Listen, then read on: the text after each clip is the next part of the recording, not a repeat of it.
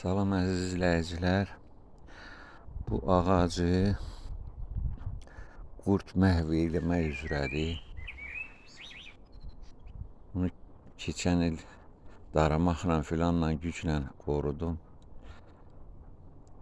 Müxtəlif gübrə əvəzi əlaçlar eləməklə, xalq metodu ilə güclə qorudum.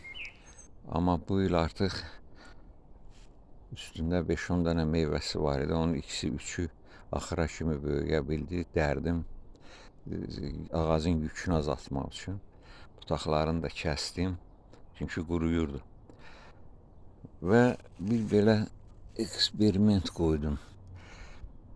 Bu deşiklər var idi. Göstərmişəm bunu digər videoda. Bu ağac deşik olmuşdu qabığı. Qabıq yeyən deyirlər o həşəratın adına. Bizdə bilmirəm nə deyirlər, ruslar karayet deyirlər, yəni qabıq yeyən.